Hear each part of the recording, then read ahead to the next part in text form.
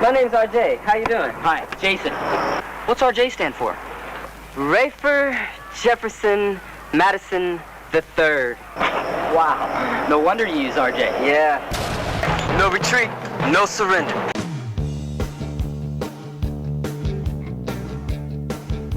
Hey, I'm Kurt McKinney from No Retreat, No Surrender, and I'm here with my best friend from No Retreat, No Surrender. Man, it's me, JW Fails, here with Kurt McKinney. JW. Look, we're reunited after 40 years of shooting this film together. We're really happy to be here today with Zach on $2 late fee. I hope you can tune in and check us out. Yeah, we definitely hope you enjoyed the conversation that we have with Zach on $2 late fee. And it's definitely a pleasure to always see my buddy Kurt and to reunite with him.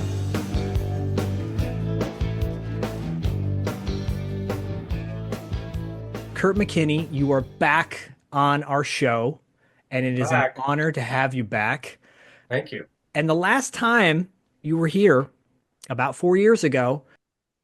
Has it been 4 years, really? Yeah, it's been 4 years. Because my son popped up, my son Bodie pops up in the screen and just to say hi, like I think at the end of the interview. I remember that, yeah. But during that conversation that you had with Dustin and I, we had said we got to find RJ. We got to find Jonathan Never Fails.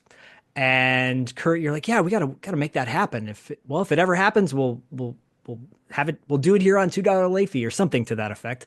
Yeah. And Jonathan is here. Jonathan Never Fails, aka RJ, is with us. The No Retreat, No Surrender brothers are back.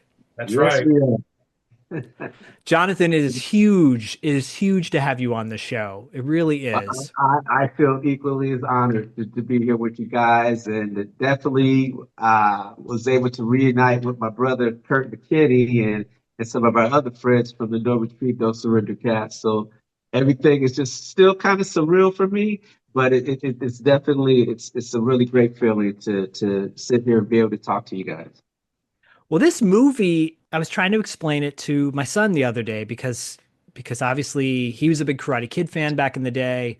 I shared with him No Retreat, No Surrender back in the day, and he doesn't really remember it because it was such a long time ago. Right. And I was saying, Bodie, there are certain movies in our lives that just hit the right notes, that make you feel like they empower you in some way. And No Retreat, No Surrender was that movie for me. It was that movie where it's like it no pun intended, never fails to let me down whenever I put it in, the DVD player or whatever.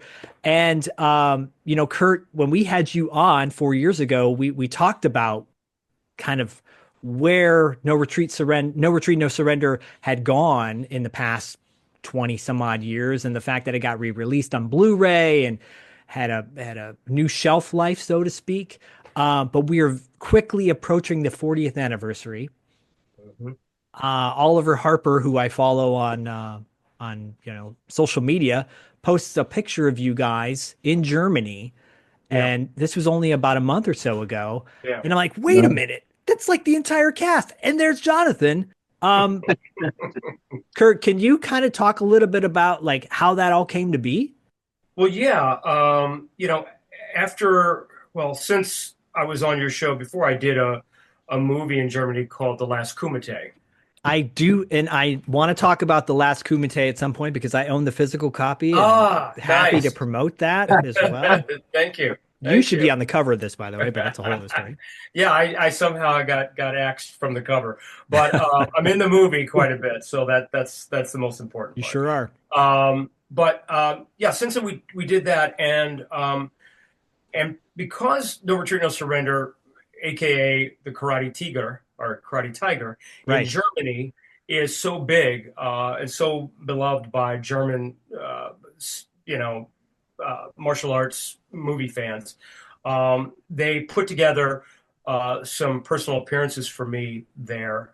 I did one with the writer Keith Strandberg, and then we just recently did one for the 40th anniversary in Germany, because in Europe, No Retreat, No Surrender came out a year earlier. Right.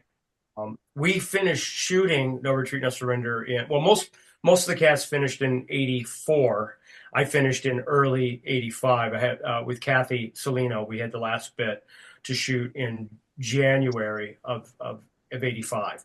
It was released later that year in Europe, but then not for another full year in the US. Right. We put together a 40th reunion party and had JW and Kathy and Pete Cunningham and Keith Strandberg and myself, and we did a big Q&A movie viewing 2 days on a weekend, 2 days in a row at a big cinema there in Dusseldorf.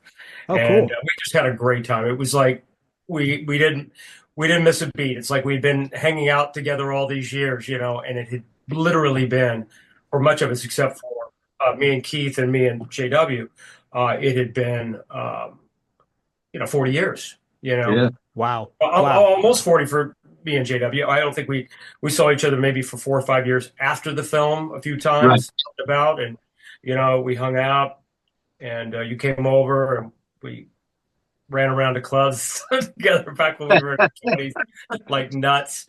And Back in our then, younger days. yeah, and then I don't know, we lost touch. So it was great to get to see my brother again, and it was just like we didn't miss a beat, man. It's like we've just been together all this time. Exactly. Yeah, JW, you talk a little bit about your experience getting to fly out to Germany and do the screening and reuniting with your buddy, Kurt. Well, I mean, Germany it definitely threw me for a loop. I mean, it was an unbelievable experience. Kurt was telling me, Sean David, who I definitely appreciate all the effort he took to reach out and how he located me. And it brought us out to Dusseldorf there. It was just really amazing. They were all saying, you won't be ready for this. You're not going to be ready for this. But the fan base is just really, really incredible in Germany. And I'm like, yeah, okay, we'll see. And it was unbelievable. I mean, it was just amazing that this little film that we did 40 years ago has just amassed and just tremendous circles overseas. And, we would go in places and people would know who we were. And at the screening, I mean, it was just masses of people that wanted to have so many different things signed and autographed and taken pictures. And I was just blown away. I mean, I think there hasn't been a day that I don't mention something about that Germany trip.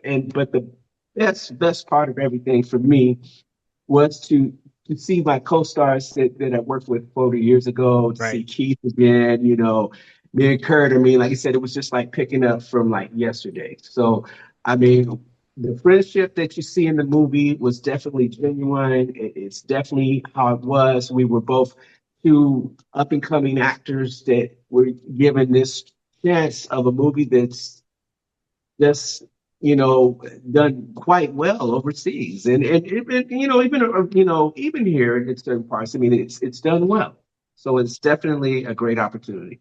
Well, I think the thing about this movie, over European audiences tend to have a different lens when they look at films, it seems like, especially 20, 30, 40 years ago, where there's a greater appreciation for the Yes. overall message to a movie. So sometimes the execution is not flawless or whatever. But if the message in the heart is there, there's just, I don't know what it is, but there's something about that European audience that really like gets the heart, versus sometimes, at least in the 80s, the American audience was like, well, if it's not blowing me away, if it's not making my popcorn fly out of my box, then I don't want to watch it, So that being said, I think this movie has gained a tremendous popularity in the past 20, 30, 40 years. And who's like, for me, I know for you guys, you probably like, well, I wish it would have taken off in 1985 or 86. But Sure. here we are 40 years later, and you have these passionate fans, who will probably recite lines to you from the movie or wanting you to say lines from the movie. But where my mind goes, and it's something you said, Kurt, just a minute ago, was like hanging out with RJ after the shoot or whatever, going to clubs and hanging out, and Kurt, we talked a little bit about this on your last time you were here, growing up in the 80s, doing a movie like this, and then going out and being in Los Angeles, going to clubs. It was a totally different vibe, right? Yeah, I got to say the '80s in Los Angeles were just a really magical time. And I remember getting there thinking, "Oh man, I wish I'd have gotten here. I wish I would have been here in the '70s or '60s. I can Right. imagine what Hollywood would have been like back then, or even '50s." Yeah. But really, you look back, and the '80s were just an amazing time to be in LA. And I think we just really had such a great time. And, back to uh, JW and myself, just be like literally instant friends on the set. I mean, it took us Yeah. all of a 8-hour shoot day before we were like, okay, man, what are you doing now? Where are you I love going? it. I love it. Right. Well, let's roll it back a little bit to that time. Jonathan, JW, can Kurt described to us when he was on the show how he got cast in the film and then the process to become, the lead actor in No Retreat, No Surrender. But can you talk a little bit about how you got cast as RJ? Yes, I mean, a lot of the process is very similar to Kurt's. I mean, there was a ad that went out in the trade papers at the time. At the time, it was called Drama Law. And I looked at this description and I said, well, I think I could do this. And so I went, and it was an open call. There was hundreds of people there. And I went in, and they were asking me to do all these different things, and I was doing everything pretty much okay. I mean, there were some things that I really could not do. I mean, I could dance, but I wasn't like a break dancer. I could, I wasn't a skateboarder. I wasn't all these different things, but my ambition and my drive was so strong. I think that's what really caught their attention. And I had done a couple of other things when I came out to LA in 1984, Yeah. right before No Retreat, No Surrender. And so, I mean, I was familiar with the audition process and how to go about things. But what happened was they told me on the spot, "Hey, you're going to get this role." And I'm thinking in my head, is it really that easy to get things here in Hollywood? It can't be that easy.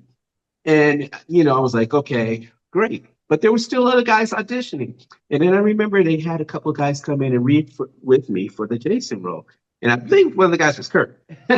and afterwards, they had already told me I had it. So I left. And I remember there were some guys coming up and said, hey, are they still auditioning for the role? And I'm like, well, yeah, they're auditioning. Hey, good luck. And then I left, and I'm thinking, what's going to happen if they find these other guys to be better than me, and then they actually get the role, and I get that call? Right. I'm sorry, sir. We decided to go another direction. But fortunately, that didn't happen. The next thing I heard was, people calling me about wardrobe and trying to get measurements and stuff. And then when we were finally on the set, that's when everything really grasped, and I was like, wow, this is actually really happening. Well, you had been in, or maybe it was around the same time, Break Into Electric Boogaloo. And Yes. Was that kind of a push for you getting like in the door to talk to the people for No Retreat, No Surrender? I'm sure that probably helped a little bit. Yeah. When I did that, actually, I started off just working as an extra. And what happened was I was already over 18. And one of the leads in the movie, this guy, Michael Boogaloo Shrimp, he played Turbo. He was actually, I think he was only 16 at the time. Wow. And, the California labor laws, they could only work so much. So just by chance, we happened to be the exact same size, height, everything. And they needed a photo double. And I went from just being like an extra in the movie to being bumped up to being this photo double. So sometimes in the movie, it wasn't him, it was actually me. What? And so we had to wear the same wardrobe every day. We had to, I had to do all the mannerisms that he was doing. And that was great because it kind of gave me more of an experience of, okay, this is doing a little bit more than just doing some background work. And then I was, studying and going to acting classes and going out trying to get auditions. And I remember my agent at the time, they were like, well, you can go audition for this. It's like a major movie. I mean, it's a good chance you may not get it. And, history was made. I received the role. So it helped boost up the confidence a little bit more too. No doubt, no doubt. I'm curious, Kurt, if JW Jonathan, if he taught you any dance moves when you guys were rehearsing together. He didn't specifically pull me aside and show me anything, but believe me, I was watching him do his thing the whole time, going, "Oh, okay, all right, that's a good move. I'm going to have to remember that one." Well, Jonathan, you say like you left, and acting is so weird, I think, for people that are not a part of it, because I sometimes equate it to dating, where you go out on a date with somebody and you're like, wow, this is really going great. Oh my gosh, we're having a great time. You spend all the money on the date, you buy them dinner or whatever, and then you never hear from them ever again after that. They ghost you, in today's terms. But the idea of like watching someone else walk in to audition for that role of RJ or Jason, and you're like, oh, I hope they're not as romantic as I am, or I made a mixtape for this producer, come on, like I should get the role. But Kurt, refresh everyone's memories who may have not listened to the interview we did years ago. You showed up late, right, to your audition. Yeah, well, I didn't have an audition. I had sent in a picture and resume, and they didn't call me. Okay. So I just assumed that I wasn't right for the part. Right. But then a buddy of mine that I worked with at a restaurant on Sunset called the Old Spaghetti Factory. They have the best brown butter, by the way. Right? Yeah, Mazistra cheese brown butter. Yeah, dude, that's good stuff, man. Yeah. So he said, "Are you going to go on to the open call on Saturday?" Usually you go to auditions, Monday through Friday. It's not a whole lot of weekend stuff, but this was a low budget, non-union film. Right. And so they had open casting call on a Saturday. So I said, I didn't even hear about it. He goes, yeah, pick up the Drama Log, which was the publication at the time that everybody would read through to see what kind of, parts they might be casting for that you could submit yourself on without an agent.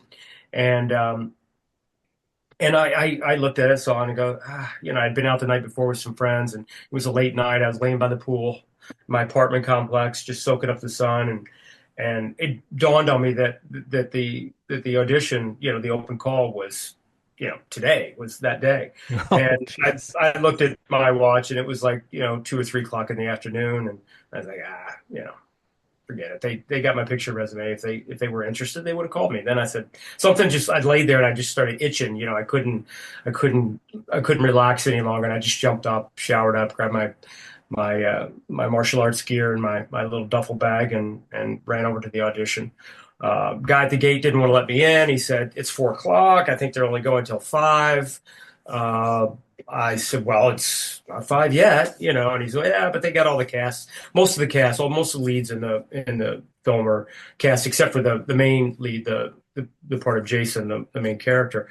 I said, okay, I'll audition for Jason. And he's like, dude, you're like, how old are you, man? Like, 22, which I was. I said, yeah. I said, he said, this guy's supposed to be like 17 years old. I said, well, look pretty young, I think. I mean, here's a guy trying to like qualify me whether he's going to let me in to go to the audition. He had no say so whatsoever. But anyway, so after I talked to that guy a bit, I went in, and of course when I went out, I was like, got it.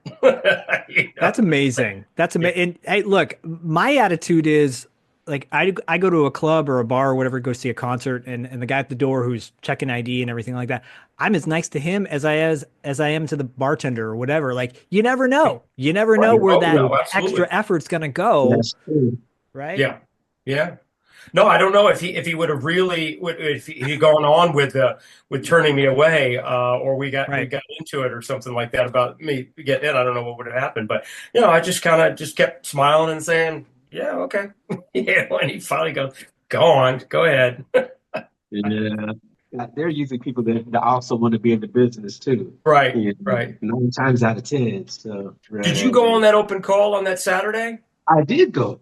Okay. You probably got that. You probably smarter than me. You got there early, right? Yeah, but I believe I ran with you because I ran with like three guys Uh-huh. that were up for Jason after they had told me that I had to roll. They had three different guys come in, and Were you there to the very end, like 4 or 5 o'clock in the I afternoon? was just pretty late. I was there Okay. pretty late. That we probably had, a reading together or something. Yeah, yeah, For some reason, I don't remember that day. I remember the first day on the set working with you, right, but right. Of course, yeah. I can't tell you for 100% for sure if we read together at the audition. Right. And you just said something a few minutes ago that just makes us our world even closer. So you used to work at the old spaghetti factory? Yeah. I did too. Mind blown. Wait a minute. Wait, the one on Sunset Boulevard? Sunset? Yeah. On What? Sunset. But you know, when I worked there, it was actually after the movie because it was before the movie came out, but it was after we filmed it. And I worked there for, oh, maybe a few years because Really? at the time I was still under 21 and you couldn't be a waiter at 21. Uh-huh. So I would be a host, bus tables, things like that. Mhm. And while I was working, I turned 21, but then, I was like really going out a lot and starting to work more. So I ended up quitting the job. Yeah. But it was close because it was right there by the studios. I mean, Yeah. auditions, you could go to them. It was close, right? Yeah. Yeah. No, I worked there 5 months. I got moved there from Kentucky, moved there, worked there for 5 months, and Yeah. I got the gig. And I actually, after the movie was over, I did try to get my job back, and they didn't want me back. Because I told off a customer or something before I left, and it was like, Yeah. oh no, he's a loose cannon. We don't want him back. Some manager didn't like me. What's blown me away is the fact that you probably both worked at the Spaghetti Factory around the same time. And I think all three of us would probably not eat the kind of pasta or the carbs that they have back then now. Oh, I would eat it. I'd eat it right now. Oh, yeah. And then probably Yeah. jog for another 2 hours afterwards. That garlic butter and the sourdough bread and the whole thing. Yeah. Yeah, it's gone. They tore it down. Oh, it's gone. That's it. It's gone. Yeah. Yeah. There's still the Spaghetti Factory still exists in certain spots. I know in San Diego they got one, and I remember being down there for Comic-Con not that long ago. We were all walking around going, we should go to a really nice restaurant, and then I see Old Spaghetti Factory. I'm like, but I could really go to Old Spaghetti Factory right now and get some of that Sure. brown butter sauce, Yeah. Mizzrita or Why whatever. not, man? There's some around. There's one not too far from me, so there's some around. All right. Well, Jonathan's like, dinner's on me. So Jonathan, in No Retreat, No Surrender, well, you said that your skateboarding was not necessarily up to par as far as having some solid techniques before you made the movie. But in the movie, you're skating, and credit to your stand-in for doing some of the stunts, but you look legit riding a skateboard. Yeah, well, I definitely wasn't Tony Hawk. I mean, if that's what you were comparing me to, right? I could get on the board and glide around back then. Now, definitely no. But yeah, and I believe that part in the American version, I think it wasn't in the movie. I don't believe. Right. So there are two different versions for those that don't know. There are two different versions of No Right. Retreat, No Surrender. I believe by a little over 10 minutes, there's a difference. I think the American cut's about 85 and the international one is about 96 or 95 minutes. Right. The international cut is actually better. I think it's a better Totally film. agree. Yeah. Is that what you guys, Kurt, is that what you guys showed in Germany? Well, because it was in German, we didn't watch. I'm sure it was. We didn't watch the whole film. So the dubbing was in German as well. Well, yeah. Oh, yeah. In Germany, they dub it. So, Okay. Yeah. yeah. So I think that more people watched it dubbed than they did watch subtitled. But so for us, it was in German, the film, the screenings. So we didn't really sit in on No. it. We came in at the end. It was like the fans watched the movie, and then at the end, we all come in and then we do a Q&A, and then afterwards an autograph and photo session. Probably would not have been the most enjoyable screening for you guys if you're sitting through a German cut of the or the. Right. Well, over the years I've had to watch it a number of times, and so I don't know. You don't take quite the same. You don't have quite the same enthusiasm watching yourself in a movie as you do watching a movie with someone else in it. So, Exactly. um, and I've been forced to watch it with family and friends and my kids and things like that. Of So I course. don't think I could have endured another Right. screening. But I yeah, saw it one time in Spanish. yeah, yeah. Well, it used to run on Telemundo all the time. They would run it. Right, Yeah. exactly. Well, what makes me wonder, with the 40th next year for the United States, if there will be, down here in LA, we've got the New Beverly Cinema, Quentin Tarantino's theater, and I just can't think of a better place to screen No Retreat, No Surrender than the New Why don't Beverly you Cinema. give Quentin a call Yep. Exactly. and tell him you're putting together a screening of No Retreat, No Surrender? I'm sure he knows the film. I'm sure he does, and I'm sure he really appreciates it He likes because martial arts stuff, so he he probably does know Oh, it. He knows definitely. every film out there. I don't think there's anything that he's not at least familiar with. So no, and yep, I would not be surprised if we can make that happen. By the way, Jonathan, last time Kurt was on, I said drinks are on me when you get to LA if you ever get out here again. So the same goes for you. We'll make it happen. We'll get everybody together. That was good. Look forward well, to it. we're gonna take you up on that for sure. So I have to ask this question just because I think it is one that, at least for people who listen to our show, it comes up a lot. Every month every year we celebrate martial art movies in March. We call it March-ial Art Madness, right? And Kurt was a part of our inaugural year, I think, when we did that.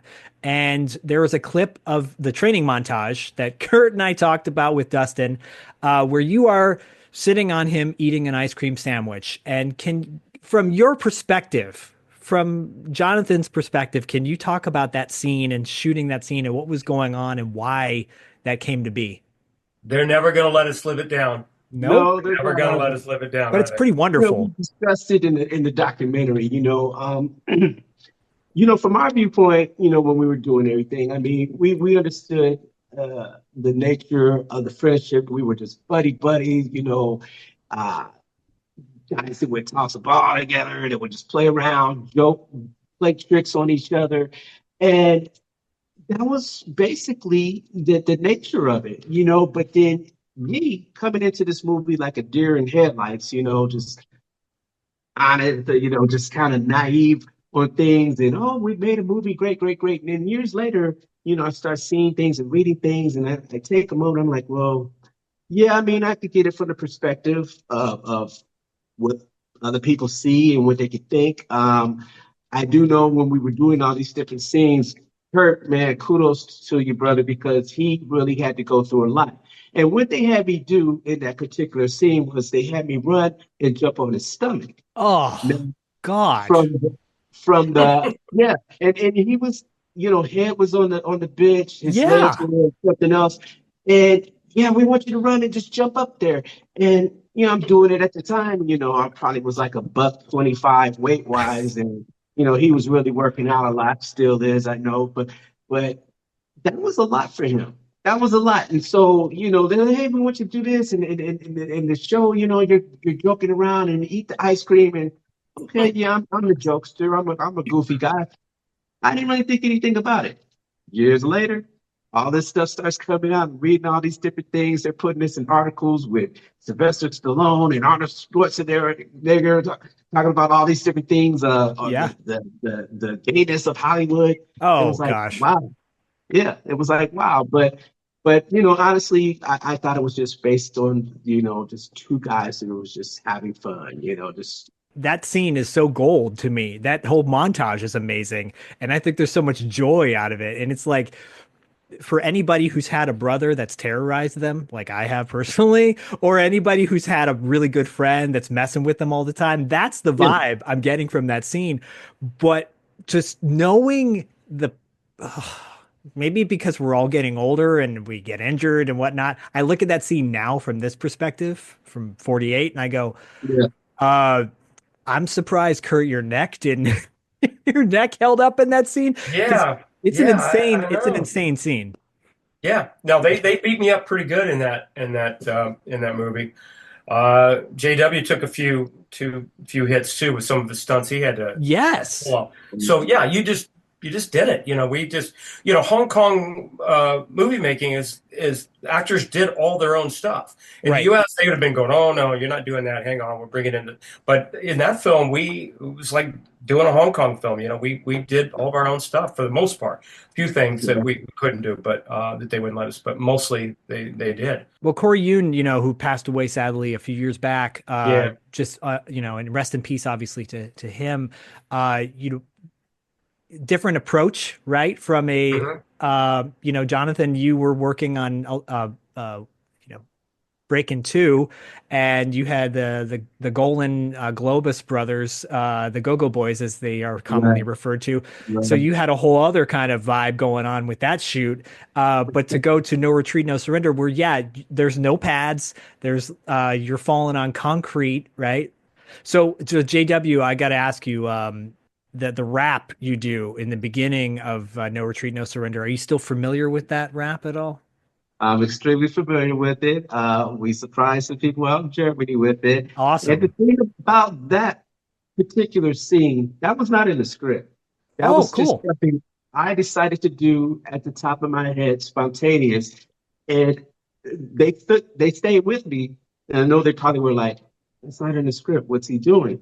Right. But it made sense for that to happen and then segue into the dance part.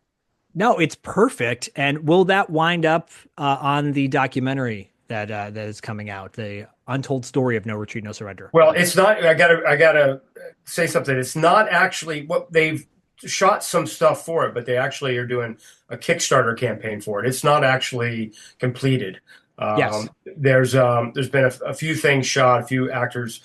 They put together like a teaser trailer reel, but there's still quite a bit more to go. But I would venture to say that yes, that JW rapping would be something you'll see in that. Well, yeah, we are going to put the links to that Kickstarter are in our show notes. I Oh, think great. the, Thank the you. campaign the campaign runs, I believe, until March 14th. So Mhm. depending on when people listen to this or watch this on YouTube, you can go and contribute to it. There's a lot of great perks on there, and you can sign up to be Right. a part of it. Right. Oliver Harper, who made a great documentary a few years back called like The Last Action Heroes or something like that. It was like a Mhm. Oh, 80s really? comp. Yeah, it's a great document. It's very comprehensive as far as 80s action movies are concerned. Um, he puts together the really quality stuff. And yeah, the teaser trailer for the No Retreat, No Surrender documentary is fantastic. And you can watch that on the Kickstarter. And yeah, people can contribute now. The link is there. So please do, because let's get this thing funded. And then we can see Jonathan do his rap, recreate it. You were talking about getting fitted for costumes, Jonathan, for the movie. Did you rock the Adidas jumpsuits back in the day?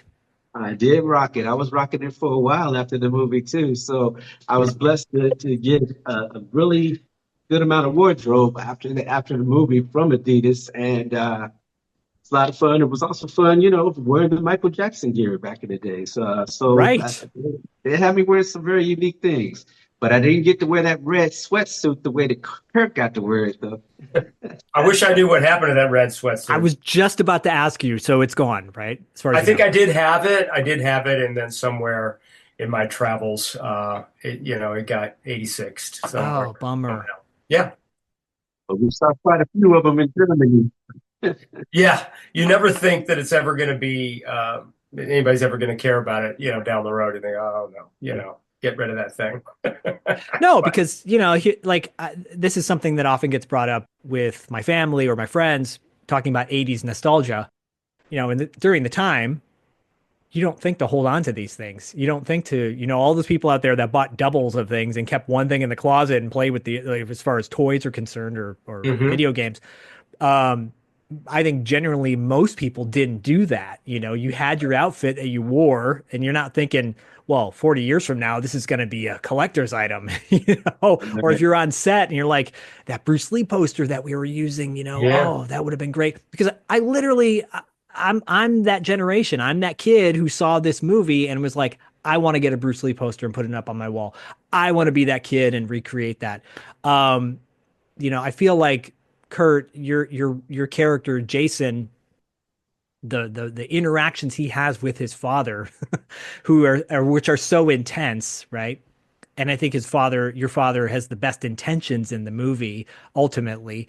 But the angst that you have as a teenager in the film is portrayed in Boogie Nights when Mark Wahlberg's character is like interacting with his mom, and he's like, I just want to make movies, mom. She doesn't know what he's really doing, but Right. there's a vibe there that's very relatable, I think, for teenagers. Like I look at RJ's character and I go, RJ is like this, world build in my mind. And I think RJ's this kid who is getting picked on by this guy in the neighborhood, and he needs a friend or finds a friend, and you guys become best friends immediately. That happened all the time back in the 80s. I don't know if that Sure. happens now.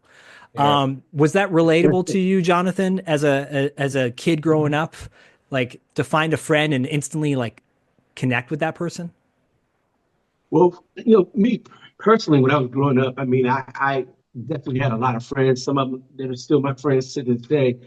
And I could relate to the RJ character a lot in some aspects. I mean, I wasn't one that was really picked on so much, but as far as the friendship, the camaraderie, that those type of things, definitely, I can relate to that when it comes to RJ and with my own personal life. Yeah, I think a lot of people can. Kurt, can you relate to that as well? Oh yeah. I think that what people can identify in the film, is that they all went through, you know, situations where they might have been not accepted, maybe bullied a bit, needing a new friend, finding a new friend, and wow, I got a friend now. Just needing that one friend to get you over that hurdle, and get you accepted, or at least not make you feel like such an outsider. Right. So I think, yeah, I can remember meeting people and just becoming friends with them fairly quickly. And anybody who has ever had to move and go someplace brand new where you don't know anybody, no, you've never been to the school, you don't know anybody in the neighborhood. Um, your parents, they don't understand you. They're not getting you. You're not getting them. Right. So I think everybody can relate somewhat to what those kids were going through in No Retreat, No Surrender, and I think that's what made them feel, good. What the film now is like comfort food for people. It's like Oh when yeah. I was a kid, every year Cinderella came on, Wizard of Oz came on. There were these certain shows, Charlie Brown Christmas. These shows were on every year, and they were only on once a year. You couldn't Mhm. just put in the VCR and watch them. But your generation was able just to go, yeah, I'm going to watch that again. Right. You get You it could on watch it. VHS and then you're like good to go. Yeah, yeah, you could just watch it over and over. We had to wait a whole year to see all of our favorite movies. Well, that's what this generation does. This generation doesn't understand now because, they have everything at their fingertips. And I try to Yeah. relate that to my son. And keeping in touch with friends, Right. Right. even when JW and I in the 80s did this film together, we didn't have cell phones at No. that time. It Yeah. came just a little bit shortly after that, but we didn't have cell phones. So a lot of people, and then I remember having a cell phone for a while and then go, nah, I don't need this damn thing, and got rid of it. And Right. then I needed it again. Well, you need it for work now. Your agent's got to be able to get a hold of you and this and that. So, yeah, this just generation, man, they can Snapchat their friends, they can Instagram, they can text. Well, great way to communicate with your friends and family now, which is the best thing about the time that we're living in now. The best thing about the time that we lived in the 80s was it all had to be done one on one. Right. You when you were with your friend, you guys were hanging, you were doing stuff together. You weren't both on your phones simultaneously, not talking. I mean, Right. you'd hang out and not talk, but it wasn't because you were on your phone or doing something else. You were just hanging out. You just didn't have anything to say at that moment, you know? The alternative to that was calling someone on the phone and not being able to get a hold of them if, if they're out. Yeah. And I don't think that you, Jonathan, are writing letters to Kurt or vice versa if you Right. guys want to correspond with each other.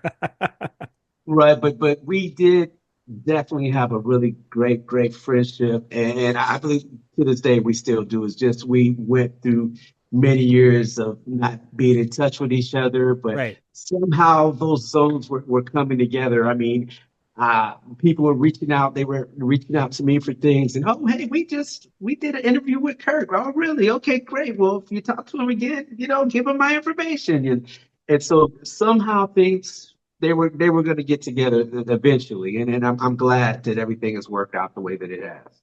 Well, yeah, I mean, when all this went down and Kurt and I were when we were corresponding back and forth to each other, and I was like, wait, we can make this happen with JW on the show. I thought would be wonderful.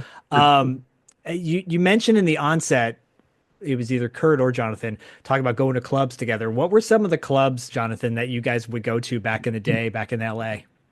Oh, wow. I know we would definitely hit the Sunset Strip, and there were a few places over in the Valley too, because Kurt at that time was living in Sherman Oaks. So there were some spots on Ventura that we would go to. Yeah.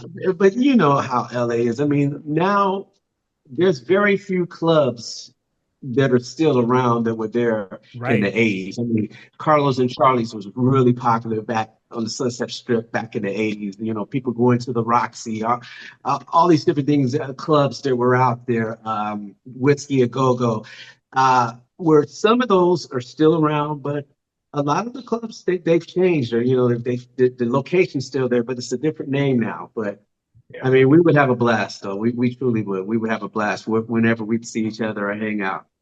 You're right. So much has changed since then, but yet there's a few of those clubs that you just mentioned that are still around, the Roxy and the Whiskey, Definitely. which is fantastic.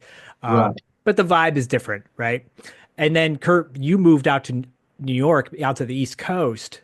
Yeah. Later on, we're In the talking 90s. in the 90s. 94. Yeah, I went through the LA riots, the earthquake, Northridge Mhm. earthquake, the OJ stuff, all of that stuff happened, and then I got Guiding Light and moved to New York right at like I would say, like July of 94. Oh, I moved, wow.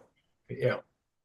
So it was literally almost 10 years to the date almost that I left LA and went to New York. That's a trip. So was there Yeah. ever a discussion, No Retreat, No Surrender Part 2 obviously came out, was a totally different vibe with your future co-star Cynthia the Rothrock, who obviously was great in that and is a legend in her own right. And I hope that maybe, well, you guys were in Last Kumite together. We were. And we were in Sworn to Justice together in 96. Yeah, so Sworn to Justice, by the way, which got a beautiful release through Vinegar Syndrome, put out a really cool, like, heavy case and there's Hmm. documentaries and all this stuff. And I'll put links to that in our show notes as well too. Everybody can go out and buy, Jonathan and Kurt's movies. And I encourage people to go buy the physical media. There's something about, you don't have to go out and own a VHS tape of No Retreat, No Surrender, but you can go out and get, Blu-rays and definitely support. And it's a lot better than, streaming. Yeah, but can you talk a little bit about doing Last Kumite quickly, as far as, how that all came to Sure. be? Yeah. So produced by Sean David Lowe, also Wayne Graves, but and Sean was the one who put together the 40th anniversary as well. So In Germany. Yeah. Yeah, in Germany, yeah. And I did an interview with him, much like I'm doing one with you. And he said, "Would you, I'm trying to put together an 80s style martial arts movie, old school throwback 80s martial arts movie. It's going to be, low budget. It's going to be, filmed probably in Bulgaria, but it ended up being filmed in Germany. And would you be interested? There might be a part in there, small part." And I said, "Sure, yeah, just let me know." So I'm down doing a movie for Tosca Musk in Georgia. I did a series of films for her. She has a network called Passion Flicks, and so there's these romance novels, and I played the female lead's father in that. So I'm down there shooting that, and he calls me. He goes, "Okay, it looks like it's going to go. Where do I send your plane ticket to?" I was like, wait a minute, hold on. When is this happening? And it's like, and it was happening just a couple of months after I was going to finish wrapping this shoot down in Georgia. And I thought, wow, this is really happening. And he goes, "And we don't want you for the small part. We have, one of the leads for you." And he goes, "Can you still fight? Can you still do the action?" I said, "Yeah." And he said, "Okay, great. Perfect. All right. We don't need you for a week. We need you for 3 weeks, 4 weeks." Wow. Yeah. So, because all along I was thinking, this will never happen. They won't. Right. This move. I mean, good intentions, but it's not gonna fly, because that's happened. And JW can tell you too. There's over the years, there's plenty of things come your way, and they get this close to being made, and then for whatever reason they don't. I just didn't think this would, and it did. And then I got there thinking, okay, is this going to be a shit show or what? Yeah. It was just the opposite. It was so well run, Oh, cool. so well put together. The actors, soup to nuts, everybody wanted to be there. Everybody, we all, much like No Retreat, No Surrender, we all became really close. Many of us had crossed paths, but maybe didn't. Cynthia and I had worked together, but Billy Blanks and I hadn't. Yeah. Matthias Hughes and I hadn't worked together. So there were, but we almost did, but then we didn't, so it was really interesting. Everybody was really down to earth, humble, good, hardworking, actors and a hardworking crew. And we just had a ball. We just had when it was over, it was like,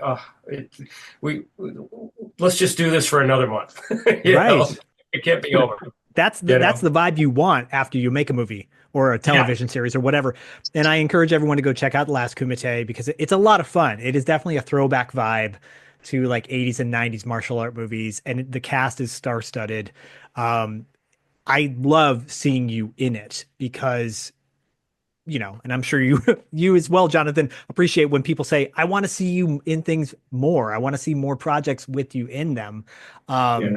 Because, that's what it's all about. It clearly, like, when I was a kid, I would idealize people. Oh, that's not Harrison Ford. That's Han Solo, right? That's Lando Calrissian right there, right? No, but as you get older and you realize, well, no, that's an actor and that's a performance and blah, blah, blah, blah, blah. Both of you give such great performances in No Retreat, No Surrender, and believable performances that I think people connect with you and go, "That's not Kurt McKinney. That's Jason. That's not Jonathan. That's RJ," because it's so good, right? And I think, again, this No Retreat, No Surrender was such an underappreciated film. I think it's now at a point where people get it. They love it. They appreciate it, whether it's in Germany or here in the United States. Jonathan, you went on from doing No Retreat, No Surrender to a lot of television, right? And a lot of roles in TV series that I think a lot of people love, like 21 Jump Street, for example, or California Dreams. Right. Yeah, television was definitely a true blessing for me. I had 3 recurring roles on series: the new Leave It to Beaver, Growing Pains, and the Bronx Zoo. Yeah. And 21 Jump Street is definitely one of my favorites that I got to work on. It was a 2-part episode. I died in the second part, and they actually showed my funeral. But it was a lot of fun. Month in Vancouver. Got to work with Johnny Depp, and great guy to work with also. And it's definitely up there, along with No Retreat, No Surrender. It's some of the projects that I just truly enjoyed working on. Oh, right on. So dying on screen is something that doesn't often happen, especially for television. And Right. I actually was just talking about 21 Jump Street not that long ago on another show I do called 80s Kids Unite. We were celebrating Stephen J. Cannell shows, right? Okay. And how 21 Jump Street was very edgy for its time because you had young kids in very adult-oriented situations. And I'm talking about gangs and drugs and a lot of heavy stuff, right? But it was like a rock star cast. And so it felt like a rock star kind of show to be on. And for you to have a two-parter on that as well and to get killed, that's fantastic. Right, and you touched base on two things. The episode I did was definitely about gangs, and I played a 13-year-old gangbanger who was on PCP. So Oh God, that's quite a edgy. bit. Right, right. It was quite a bit. And in the second part, I get shot and I die, and they actually had me in the casket. So I mean, I could sit there and say I honestly know what I would look like laying in a casket because it was a very long scene, and they played the montage. It was it literally was a song that played. They played the whole song, and everyone was coming up looking at me in the casket, and that's the one thing that I've done that my mom she doesn't like to watch that episode. She'll Of watch the first course. part, but she won't watch the second part. Of course. Right. I love that, by the way, you're playing a 13-year-old in that. And I was definitely in my 20s at that time. Yeah, I was I definitely in my know. 20s. Right. I don't know if you guys were familiar with the movie Swingers, but back in the day, and Vince Yeah. Vaughn is talking about Yes. how he goes up for a casting role, and they, for playing Billy or whatever, and it's like, how old's the guy supposed to be? And you're like, 15. And you're like, but I'm 25 or whatever. Right. Why'd you bring me? But no, I mean, like I'm sure I can imagine your mother would have been mortified to even remotely consider that. Was there ever discussion of like, was there something that got left on the cutting room floor or left something in the script where there was a more of a dramatic twist to your characters in No Retreat, No Surrender? Like RJ, were you like, beat up by Van Damme or whatever, the Russian? Right. Well, I know one part that was in the script, but we actually didn't really. I don't think we filmed the scene, but it was never explained why Scott didn't like RJ. And it was a cafeteria scene where he's coming through, and I guess I bump into him, and all his food spills all over him. And from that moment on, he became my nemesis. So it wasn't truly explained. You just see him, oh, I don't like this guy. Oh, I just have my reasons why. And on another note, Kent Lipham, who played the role, was actually another great friend. I terribly missed. Used to hang out with him a lot too. And I remember going out with him at times, and people, when the movie was really at its heights, and they were like, hey, why are you guys together? You guys should be hanging out because they, as you said earlier, they have an image that you're RJ or you're Jason or you're Scott, Right. and that's who you are. And they don't realize that it's JW, it's Kurt, it's Kit. We're actors, and Right. we build a bond when we're on the set. Well, you took that question out of my mouth or out of my head because we have some questions from fans. One was David Ullman. He had asked that specific question, and why was there the tension between you two? And you just answered it. I think it's pretty understood in the movie that there's some sort of backstory to you two. And where I go in my mind is he's got an abusive father who's making him do all these things, and when I go to the darker 21 Jump Street route, maybe. Right. But this is a question for both of you from Brian Hooper, who's a friend of the show.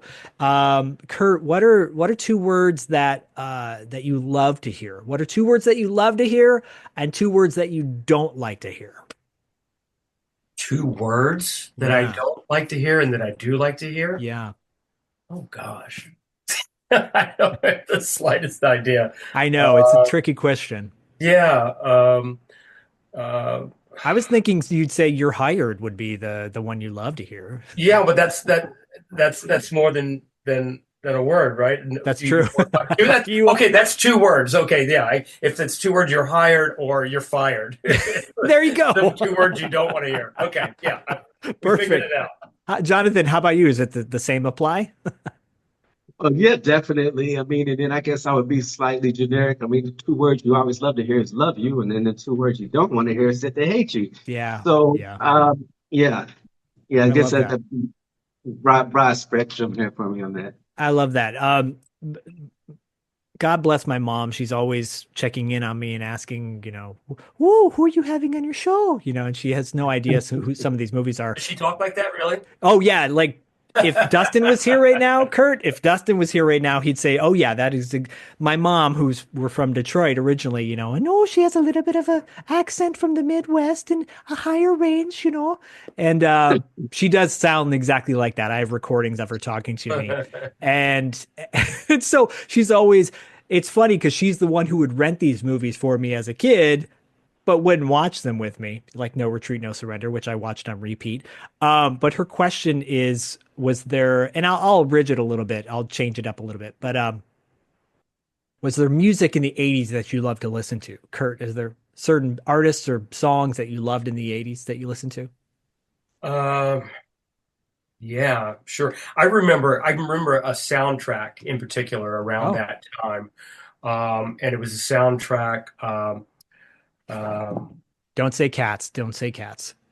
so no, it was Molly Ringwald. To help me out here, JW. It was Molly Ringwald. Pretty in Pink? No, Was it no, Pretty Good? with Uh, with what was the other one she did? Breakfast Club? I actually did a movie with her Breakfast too. Club. That's it. My wife yells from the other room. Breakfast Club. Breakfast Club. It's like, Right, yeah, right. that's. I remember that being a great soundtrack. I remember I had that cassette, and I would put that in my cassette player in my car and just play that over and over. It was a great Wang Chung song on that Wang album, Chung, absolutely. Yeah, which gets a lot of grief for just being that one band with that one hit wonder, but they were a fantastic band. So it was a fantastic song too. Yeah, yeah, wow, that's a great soundtrack. That's a great yeah, soundtrack. yeah, really good. I think it even kind of holds up to this day, right? Oh, it totally holds up. Yeah, I think, yeah. the musicality that those guys, all of those artists that were on that soundtrack, like Simple Minds obviously was the biggest hit from that Simple Minds. soundtrack. Yeah, yeah. But that soundtrack in general is very underappreciated. Because people often go, oh, like Fast Times or, whatever. But like, yeah, no, Breakfast Club's a Yeah. great soundtrack. I could Yeah. see you Yeah. rocking Oh, out to that. and I got to tell you, what you just said, Fast Times, but one of the first celebrities I ever waited on at the old spaghetti factory was Forrest Whitaker, Oh, well. and he was the nicest guy. He was there with his girlfriend, and I said, I said, you were in Fast Times at Ridgemont? He goes, yeah, I was, and he was just such a humble, nice, appreciative guy that I had recognized him, and yeah, first guy I ever waited on that somebody that I recognized from What movies. year are we talking when this happened, do you think? 1984. So we shot the movie in 84. It was released in 86. Yeah. Yeah. But So I landed in LA in 1984, probably like May of 84. And then wow. May, June, and then shot the movie that year in like November. That's a pretty good way to start off your career in Los Angeles. I Mhm. know. Yeah. And Called- Forrest Whitaker was Called lucky. Yeah. right. Forrest Yeah. Whitaker would go on, obviously, I think soon after that, make Vision Quest, which came out like the next year in '85. Yeah. So he Matthew was Modine, right? right, which is just celebrating its 40th anniversary as well. So Yeah. wow, that's great. How about you, Jonathan? What's an artist or album that you listened to back in the '80s? I mean, to this day, I still listen to 80s music quite a bit. Oh, So, cool. of course, I was a fan of Michael Jackson, Prince, I mean, Madonna, Cyndi Lauper, as far as soundtracks, uh, 48 Hours was a great one for me. Oh yeah, with the Bus There was, Boys. of course, The Breakfast Club, Top Gun. I mean, there were just so many different Yep. things that happened around that time that just to me, the 80s was truly a great decade. It really was. And I just think a lot of great things happened in the 80s. And Kurt and I we both arrived in LA about the same time. Yeah. Wow. And like I said, the same holds true for you. What a great way to start off your time here in the Southern California, working on Right. No Retreat, No Surrender. And Right. you had mentioned you did the movie For Keeps with I did Molly for Ringwald. Keith with Molly Ringwald. We filmed it here in Winnipeg. And that was I always like to say that was the one movie where I was a very high paid extra because they literally deleted all of our scenes that we had. I mean, Oh no. a lot of Pauly Shore scenes were still there. And I mean, we had scenes, but they deleted like the lines that we had. So but it was still a lot of fun. I mean, Pauly Shore was on there, you know, Molly Ringwald, a couple other people, and Yeah. it was just about they play that movie a lot though because it's about teenage pregnancy. Oh yeah, I mean, talk about edgy subjects. So I will say Right. you reminded me, bringing up Michael Jackson and No Retreat, No Surrender as we start to wrap up. Stoney Jackson is a friend of the show. He's been on our show, Oh, wow. and Okay. and he's a good guy. I cannot say enough nice things about Stoney, but talked about, you know, doing the moves that Michael made famous, of course, like the moonwalk, which was Right. there a particular move that Michael did that you love to emulate? That would definitely be one. You know, he was truly a master at what he did. So there's a lot of things I would love to emulate, but I couldn't fine tune it, of course, the way that he could do it. But I was just always mesmerized by the things that he did. I mean, to see Michael Jackson go from, you know, the little child star Michael Jackson from the Jackson Five to just totally reinvent himself to become Michael Jackson with Thriller and, you know, Beat It and all the different blockbuster songs that he had later. So Right.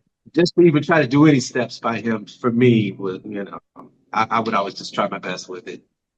Well, as someone who's a fan of just cinema in general and icons, iconic people, I feel like in the martial art genre, you two are two icons of the martial art genre here in the United States. It's different. Well, If we go international, it's a whole other story.